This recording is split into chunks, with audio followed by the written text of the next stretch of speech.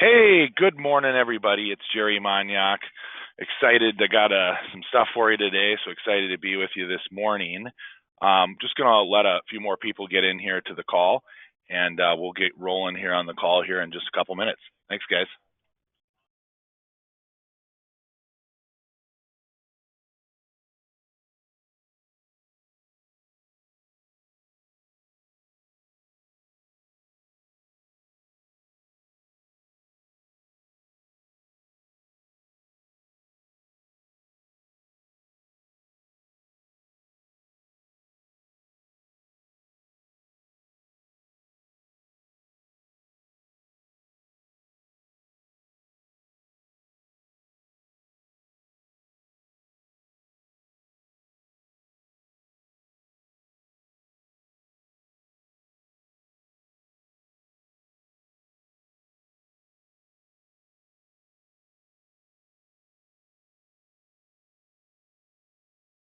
We'll get going here in probably about 30 seconds. Just waiting for people to kind of get pulled into the call here.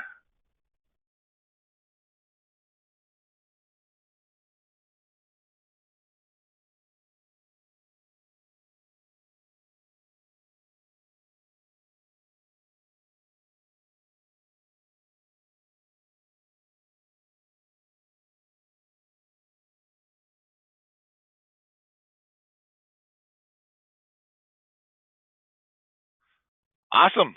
Well, we'll get going. Again, it's Jerry Maniak here. Good morning to everybody. Happy October 28th.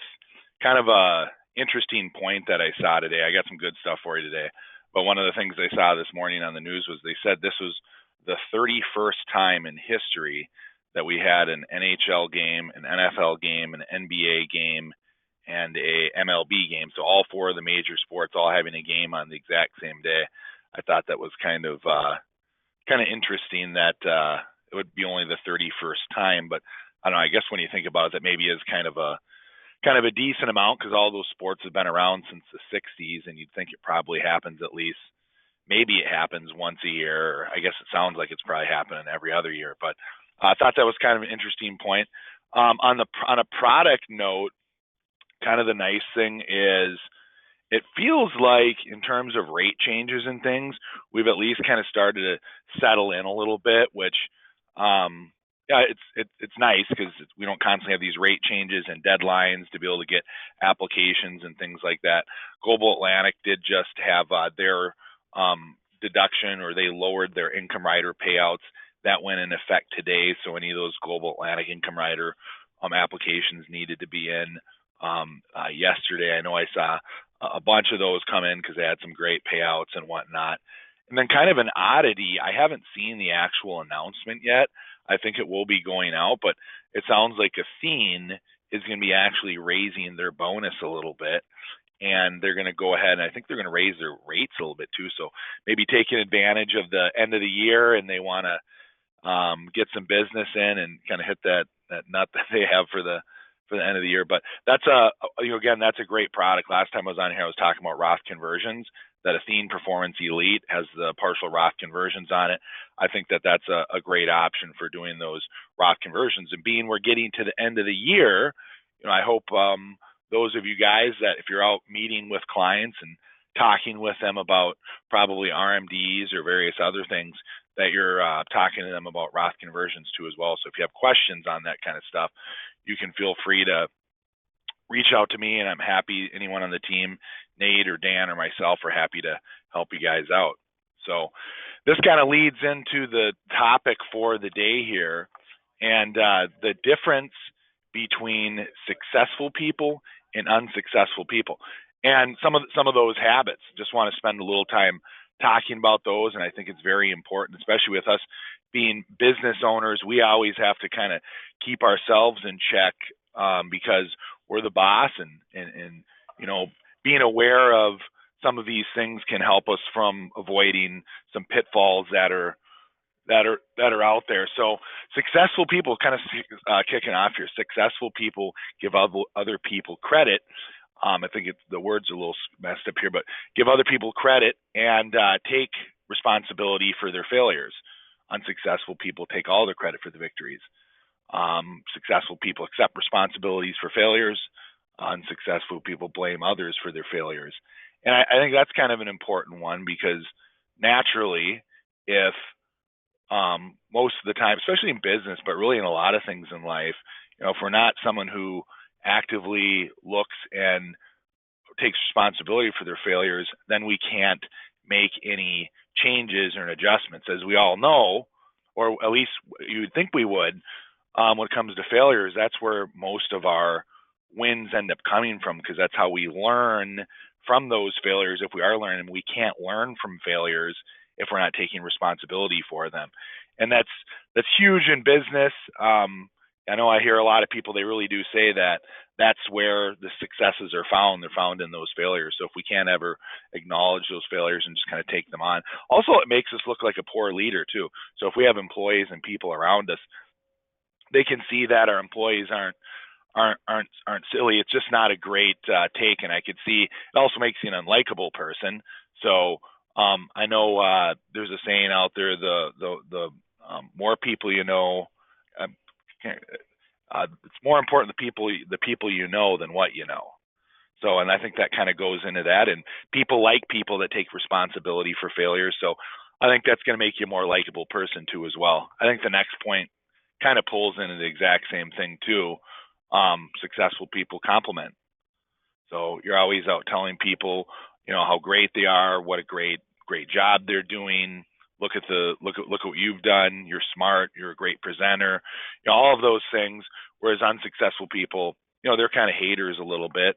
And so, in my opinion, so they're always criticizing. And don't get me wrong, there is a place for criticism when it's done in a manner, in a positive manner, and you're a, if you're a peer, but kind of a stark difference in there. And then successful people read every day. Unsuccessful people sitting around watching TV, or maybe sit around scrolling the reels or the TikToks a little bit too much. I think this is one point that I've tried to take some responsibility and trying to look and figure out, hey man, I should probably be doing a little bit more reading each day, to nourish my mind, help me out with new ideas, things like that. And I think that's important, especially if we want to be successful in business. And then next is successful people keep journals. So you're sitting around, and that's important. Not everybody does that, but I think it's important because what that says is you're sitting back, you're spending time in thought, you're writing those thoughts down, and you're breaking down and you're reevaluating your day on a daily basis. I think that's important and is a great habit to have, just because you're able to go through and evaluate your day, and take that additional time and kind of put it down in paper. Unsuccessful people say they keep a journal, but don't. Successful people talk about ideas. Unsuccessful people talk about other people. I think that's a very important one. It's very easy to get worried about what other people are doing and talking about those things, but just understanding your focus should be, to me, is about yourself, and you're your biggest competitor. No one else is going to keep you in line and keep you in the right alley, in business. And then the successful people want others to succeed. So you're excited, you're joyous when your peers, and other people that are around you are doing well in business versus you know versus secretly hoping other people are going to fail. Because I just don't think that's I think that usually it's something that just happens internally sometimes, but I think having a shift in changing how you feel about that and getting excited for other people, I think that's something that just shifts the universe for you, just in general, just for you, if you do that. I think you'll end up feeling a lot better as a person, and I think it leads to being more successful if people stay away from that. And then successful people share info and data. So you're not worried about any of these, information and things like that, you have good stuff, you're confident in yourself, so you're okay sharing ideas and things with people. Unsuccessful people, they want to hold all that in. So when you're in the office and you got a great idea, you don't want to tell anybody about that stuff where you can help everyone out. You just kind of want to hold that stuff in. Successful people exude joy. So you're excited. You can see it. You can obviously see it because people that are successful, they're generally a little happier. They got energy. But just in general, even before that, I just think that's a good trait that you can put out there, and it extends over. And I can see. I can see why people like to be around happy people, exciting people, people that have things going on. So I can see the correlation between successful people and people that exude joy versus people that have anger, explosive anger, unhappy, things like that. I can see why that's a feature for people that maybe are unsuccessful. And I would look, for me, when I'm looking down at this list, I look and say, all right, if there's any things over on the unsuccessful side of the list that I need to correct, that's kind of where I kind of look at those. Hey, where are some areas that maybe I need some improvement at? And then coming into project lists, creating a list, keep to be, or fly by the seat of their pants. What are we talking about there? Being a little bit more organized. So I could say here's one where sometimes for me, I just, I'm going to fly by the seat of my pants. Maybe that's exciting, but I think really the truth of the matter is, organization is going to be a lot better, and that's a trait of successful people. Setting goals, developing life plans. For successful people, unsuccessful people never set goals. Now, Mike always had a saying where he would say goals, just having goals isn't good enough. And I agree with it too as well, because we could have a goal and say, hey, I want to make more money. That's my goal. So I have it on the list, make more money. However, I need to have a strategy and an actual plan that I can implement with tangible things that I can do each day to be able to achieve making more money. So putting systems in place and using systems help us to reach those goals. So it's great to have some things that I want to be able to do and put those on the list, but more importantly, we need to set up the strategy of how I'm going to actually complete those goals and those things. And then successful people continuously learn. So we're always learning. Unsuccessful people think they know it all. So this goes into kind of ties into the whole failures discussion there too as well. But we need to make sure that we're always having a curious mind. We're always looking to see if they're innovative or how we can that I don't always know everything that's out there. There was a conversation I had heard where they're talking about how there's a lot of companies that sometimes didn't like hiring Ivy League kids because of how much they always felt like their inability to just being kind of a know-it-all type of mentality. I thought that was kind of an interesting take that I had heard. But continuously learning and then embracing change. And this one's even tougher. Successful people embrace change. Unsuccessful people fear change. This is probably a big one, especially for people as we get a little bit older. I can even say myself, being 40 now, when I was younger, it's a lot easier. You get into these habits as you get older because time kind of goes by. And I think as we get older, we get kind of stuck in a rut mentally. Your brain likes being used to it. So I know Mike used to always talk about how it's healthy for your mind to take different routes to work or wherever you went, because just kind of kept things fresh and new and kept your brain active. It's also good for your brain too as well. That's why our brain doesn't like it, because that change, we just like to stay comfortable in our habits and kind of where we're at. So embrace changes. It's not always bad.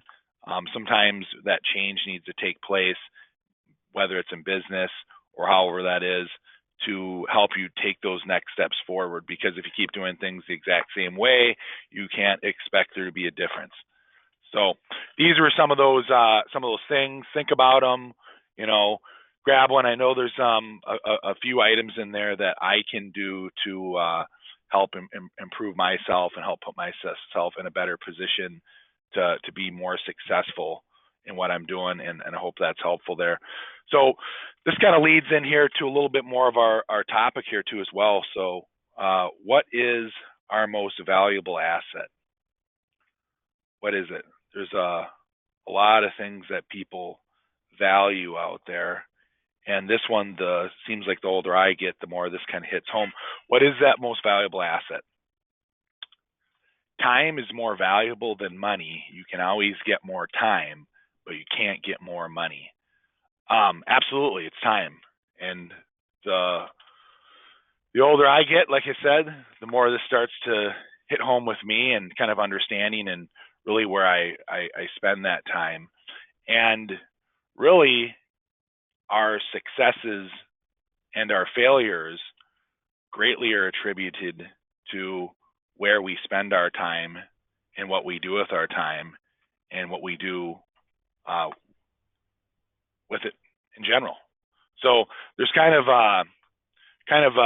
the in business, there's the kind of the takes. There's a lot of things that people look at and they say, hey, what's important in their life? The great debate here. I think this is always kind of a funny one here. I'm actually a B guy, by the way, here. I think my wife is an A here on it, but there's always a debate on what's most important for people's lives. I know with some people, they'll feel that, hey, you know what, family is the number one most important thing here.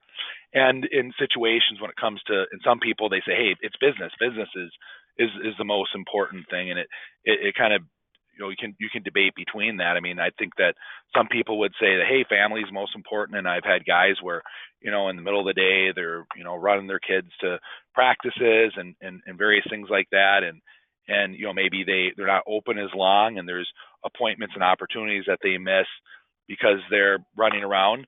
And then there's guys that would say that business is the most important, and that's great. They're in the office, 12 hours a day. They're doing really good, but their family is suffering, and they're, maybe their kids don't even know who they are, and they never make their kids sporting events, and maybe everything's end in divorce. But I'm not here to really debate on, what is the right thing, because it's probably somewhere in the middle between that, right? Family, business, that's not really what I want to get into. But what I really want to talk and spend a little bit more time is talking about some great uses as things that we can do to spend our time as advisors, and spending time in our calendars and what we want to end up doing there. So obviously,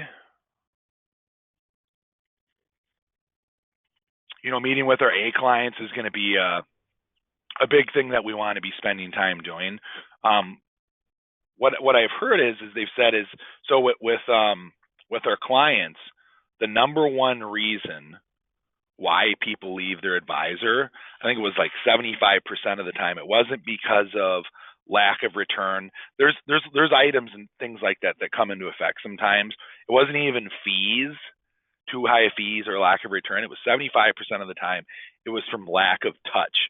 So many times we just got to understand this is a people business, and it's a relationship business ultimately when it comes down to it. And when advisors have great personal relationships with their clients, they don't lose their clients. It's sticky. Also having multiple lines of business, that was one of the other items, but having strong relationships with our clients is going to be a big one. So meeting with our A clients is always going to be a great use of our time. It's always going to be a fantastic use for time. Deepening those relationships, spending time with them, meeting with them. The more you can meet with those A clients, obviously, the better here. Anticipating their needs rather than them having to come to us for the things that they're needing. That's anytime you're spending time trying to figure out what that is, to be in front of them, to be cutting edge, to be there be there in front of them and giving them great ideas and anticipating things that you're going to need from us. That's always going to be phenomenal. Great. We can gather additional assets. When we're in front of our clients, there's things that come up. I know we used to always talk about going back and doing 21 lights, if you've never done a 21, and how and how going back and doing this, you're showing that you care rather than just always about the money. But it stirs up different conversations. You end up getting, we'll get into it, referrals and whatnot from it too as well here. Strengthening loyalty. See, strengthening loyalty, that's just like I was talking about, whereas when you're in front of those people, the more you're in front of them, it's going to end up building that loyalty because you're getting those touches on them. And then, point I was making just a minute ago, getting introductions. We get these opportunities to get in front of people when we're in front of our clients. I remember one of our advisors, he, when he first came on, he started, was talking about doing 21 lights and was showing him how, talking to him about how it's kind of a game changer. And I said, hey, you know what? Go back. His very best client. I said, hey, go back, do the 21 light with him here. It's the right thing because you want to go back, go through all the non-financial topics, and make sure they're in order for that client. But he went back to him, and he ended up, that client ended up having his best client ended up having another $500,000 that he didn't have with him.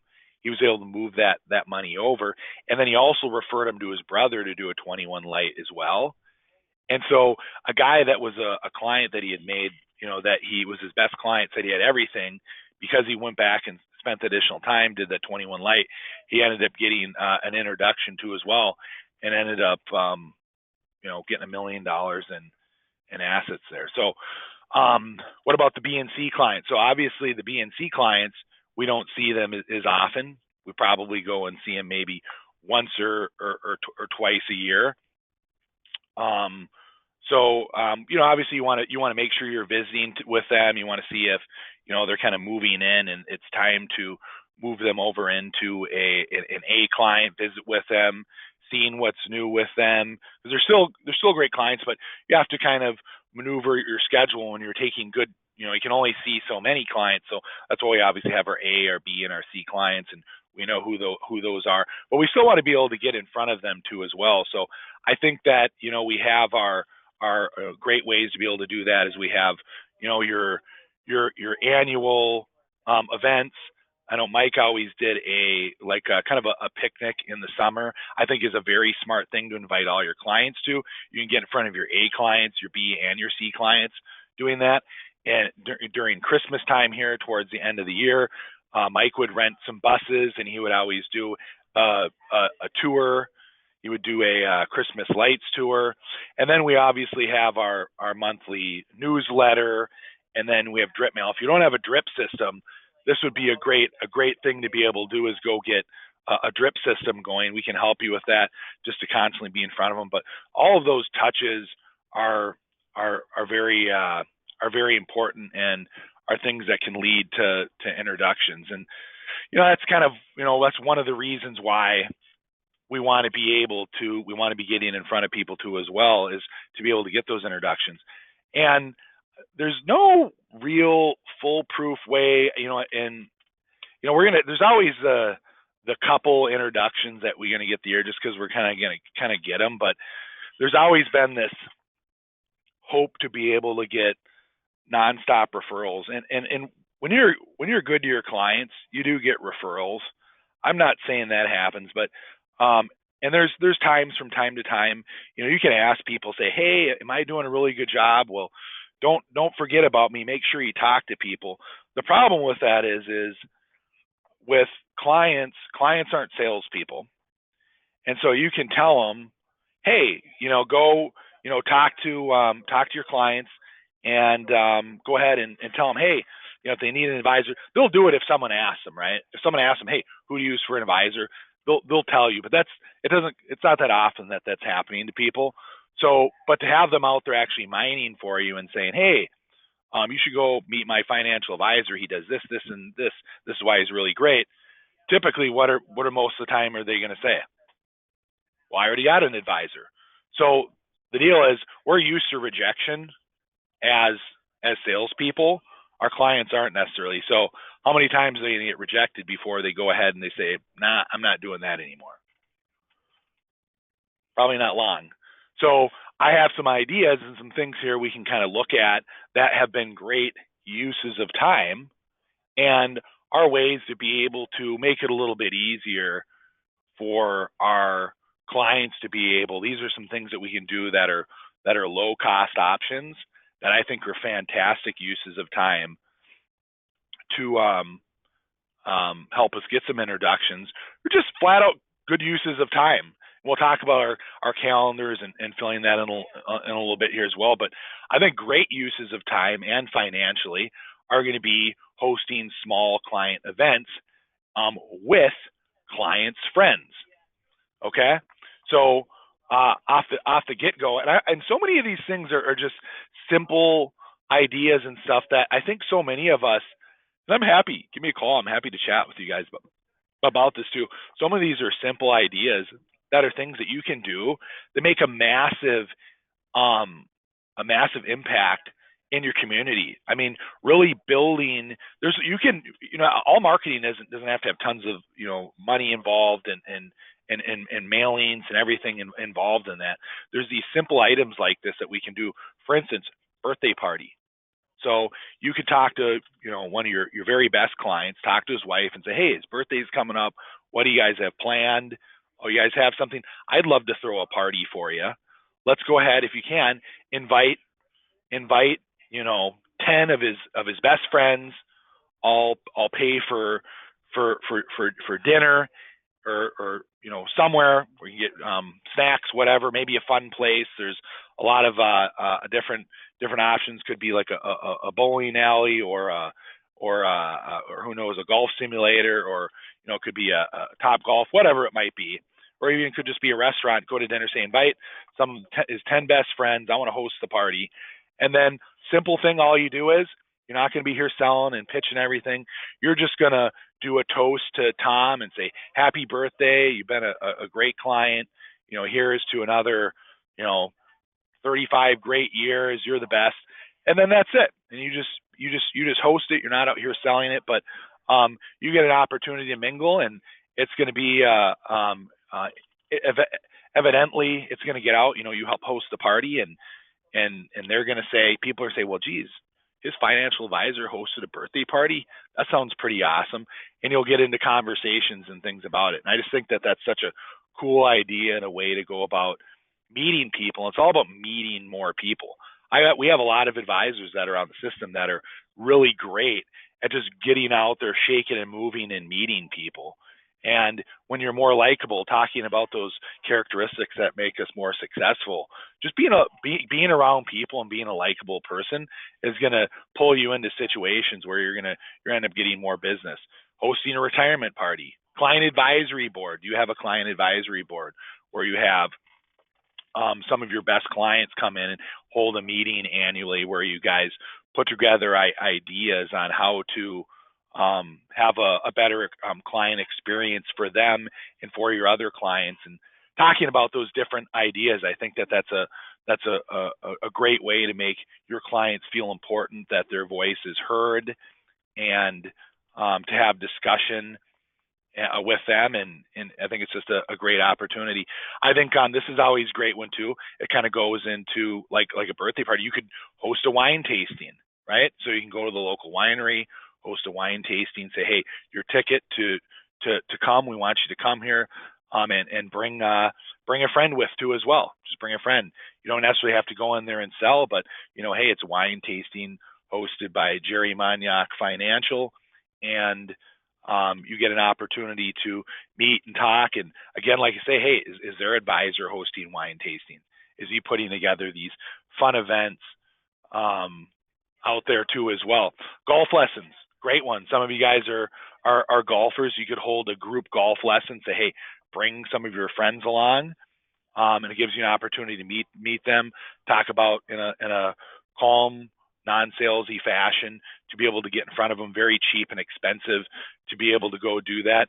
And then again, we can do a referral dinner. So we can invite our best clients, and I don't mind spending some money if you're doing this, because if I'm inviting my best clients, if I invited my top 5 or top 10 very best clients, I kind of like maybe smaller, so I can make sure I can really work the room with my clients, but then also the people that they invite with too as well. If I do a referral dinner, I have no problem with spending some good money on treating my A clients out to a great dinner and spending time with them, because that's just building that relationship, deepening that relationship. But then also let them know, say, hey, bring a friend with. Hey, if you want, you can say, hey, we want you. We want you to bring friends with to this dinner. You could say, hey, your ticket to the dinner is bringing some friends to invite them with. We're gonna have a good time, and just go around and enjoy your clients, enjoy their presence, have fun with them, and meet their friends. And they're going to be curious about, who this advisor is that puts on these fantastic events. Um, Lunch and learns. We've talked about these. I love lunch and learns. So you can, working if you can do lunch and learns to me a little bit. You could do a lunch and learn on the Roth conversion strategy. We have the outside the box, as far as floods and taxes. You could do Social Security lunch and learn. Where I've seen guys use lunch and learns is they've, kind of maybe cross-selling PNC businesses. You could do them with your current clients. If you had a health book, Medicare book, you could do a mailing or invite people out to do a lunch and learn. Real simple. You order in Jimmy John's, get people in. I think you could do this where you educate people on Roth conversions. You can invite clients in and invite them in with friends to discuss the Roth conversion. We put together a little flyer for that. Tell them that, invite them and some of their friends. We could do specifically on this topic. Invite people in really cheap. We could get, ask, call everybody before, ask them what they want. Here's a list of the sandwiches they want. Do a little mailing out to them or phone call out and say, hey, bring a friend with. We have a powerful Roth conversion strategy. I think that I love the idea. I just think so many times these events, I've heard when people implement these, how successful it can be doing. I mean, once or a couple times a year, some of these events, I think these are really inexpensive ways to continue to show up, and they're ways to be able to grow your business organically. So hit me up. I'm happy to talk with you about these items.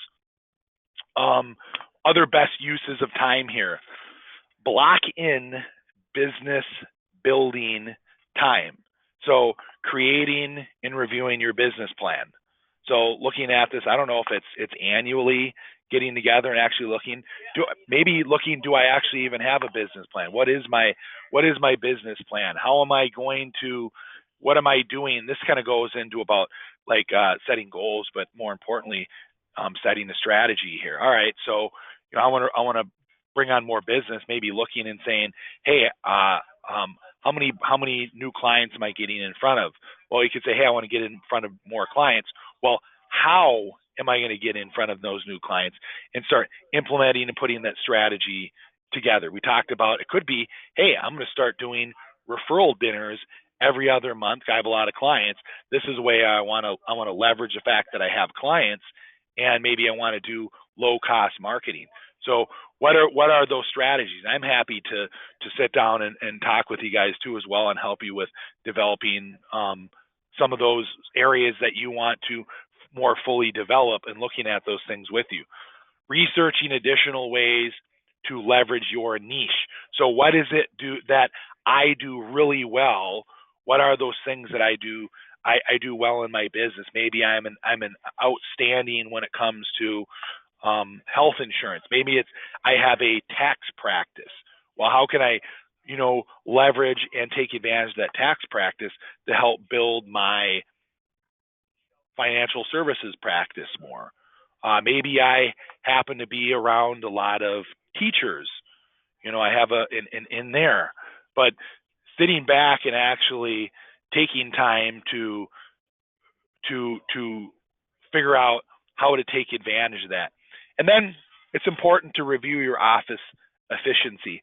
So this may sound like when you say your office efficiency, I have to have a big office with a bunch of staff. That's not always the case. I think even if you're just a one-man show, it's important to look and see what are the processes that I go through and I'm doing. Maybe I could have maybe I should look at using Firelight. Maybe I haven't, I've been sitting here and using paper apps. I like paper apps. I don't think they're always forever going to go away, but what are some different things that I need to maybe be looking at that are going to make my business run more efficiently for me? Technology, right?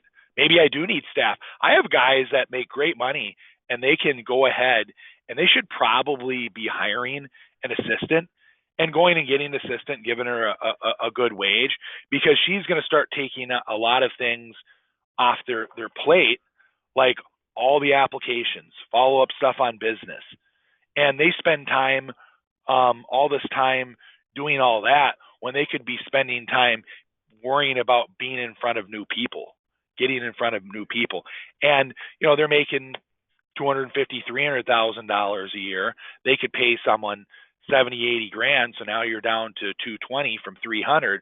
But now with that extra time, they can double their business and they can make 600, 700, 800 million a year because now they have that time freed up. And excuse me, let's face it. Excuse my voice getting a little hoarse here. Let's face it. Some of you guys are sales guys, and I'll put myself into this. We're not always the most organized people, but we're great maybe with more creativity. You're better being in front of people. You don't want to spend your time doing all that paperwork anyways, so hire someone. Look at getting someone in there to help you with those tasks. And then, time management. Really looking at our time management, what we're doing with our time during the days, blocks of time. We'll get into this a little bit more, but looking at that calendar and what do I have on there? And I get it. Everybody has kind of a different type of business they're running. Some of us say we have a lifestyle business that we want to run, and I want to be in the office 20 hours a week, and I want to play golf the other 20, or I want to do other stuff. That's okay.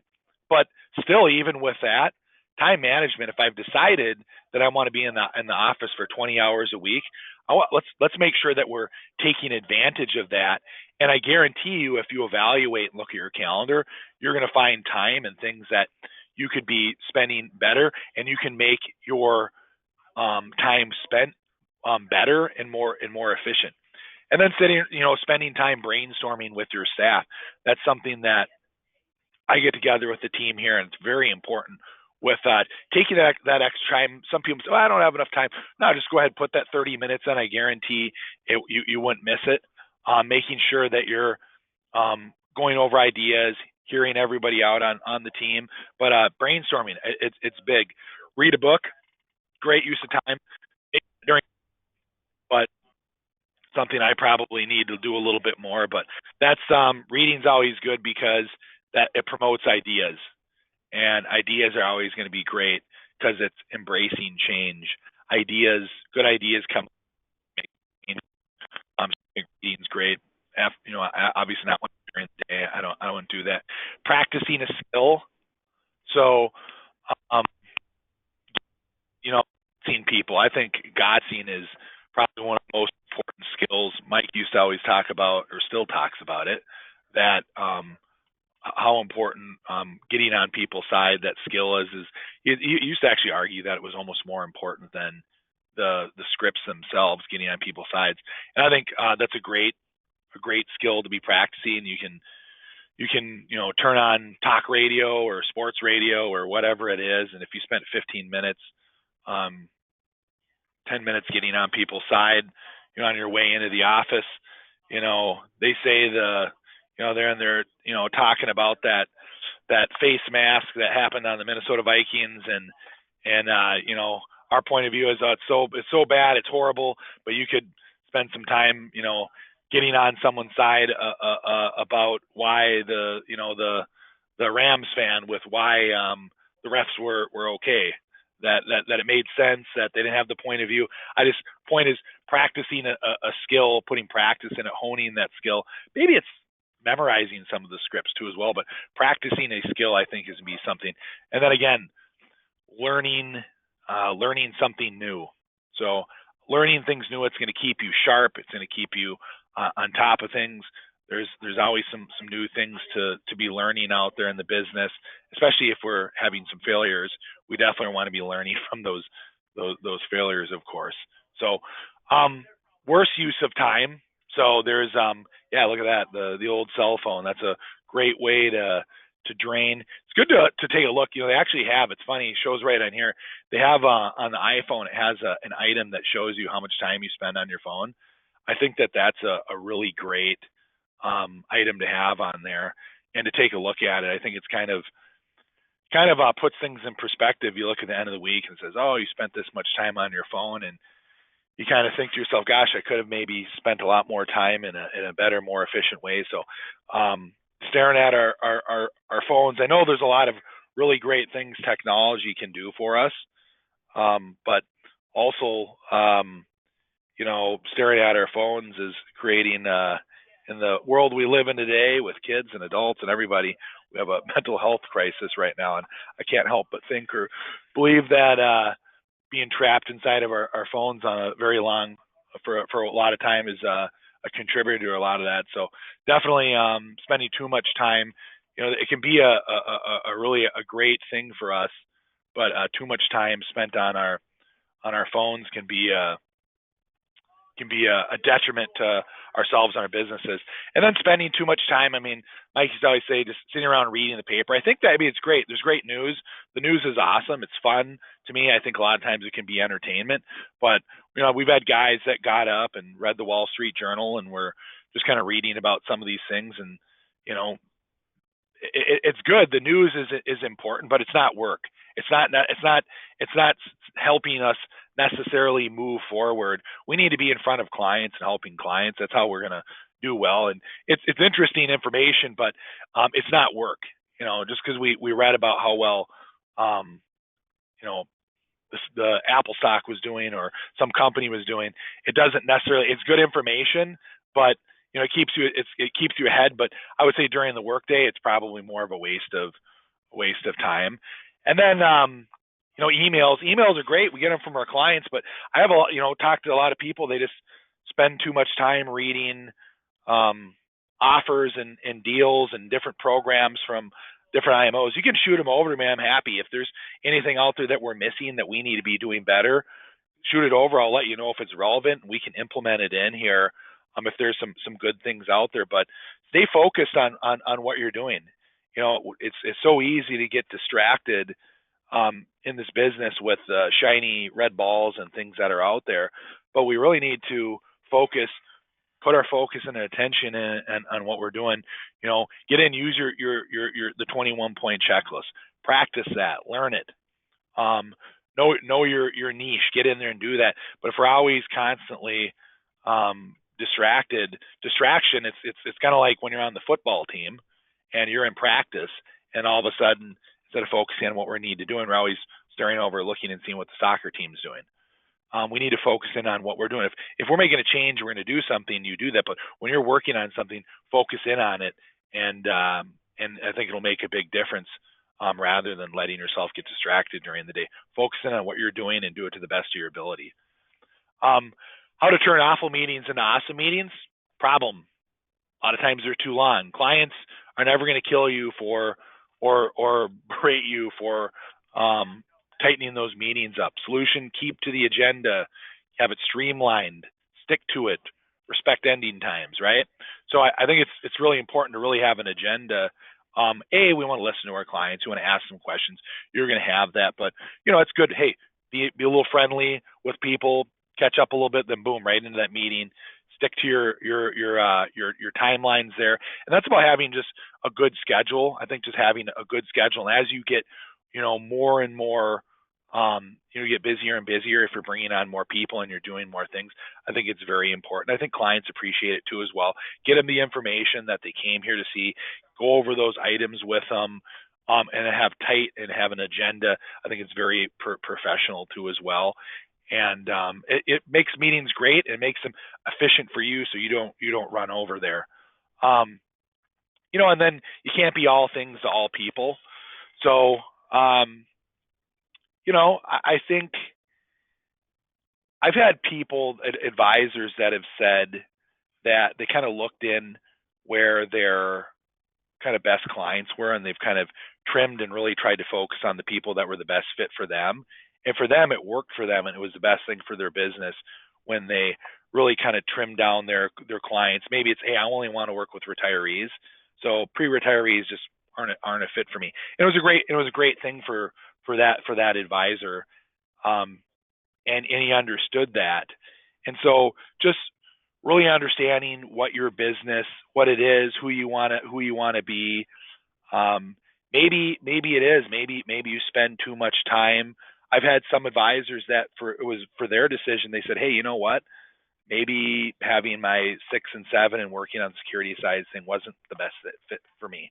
And they said, hey, that's not where I want to be at. And I've had advisors that said, hey, you know what? I need to go get that Series 65. That's what I want to be, and that's going to be the best place for me. Or, hey, I'm going to eliminate. I'm not going to. I don't have. There's some certain sectors of the business that aren't great areas for me to be in. I'm going to eliminate those because it's a time waste for me to continue to work in that sector of the business. I don't get much from it, and so I think kind of evaluating your time and kind of where it's spent, I think is important. Obviously, kind of talked about this here. Social media can be a killer, but kind of getting down here to the end. But looking at our calendars, I think it's important to there's a lot of these items, and I've had over the years with working with advisor and different items where people are like, I don't have time to do that thing. Mike used to always say, well, give me your calendar if you don't have time. And inevitably, no one ever would want to do that. And this is really just, and the reason is because it was actually amazing when advisors would look at their calendar and what they're doing actually in a day. You maybe have one meeting in there. They'd get in at 9 o'clock. They'd leave at 3. And they wondered why their business wasn't really going anywhere. And when someone else looked at it, it kind of just brought it to light and said, you know what? I can do a lot more with my time, and I can be a lot more efficient, and I can put more things in there. And I think looking at our calendars and really evaluating, hey, what am I getting accomplished? What am I getting done on a daily basis? And maybe look at your calendar too and say, hey, you know what?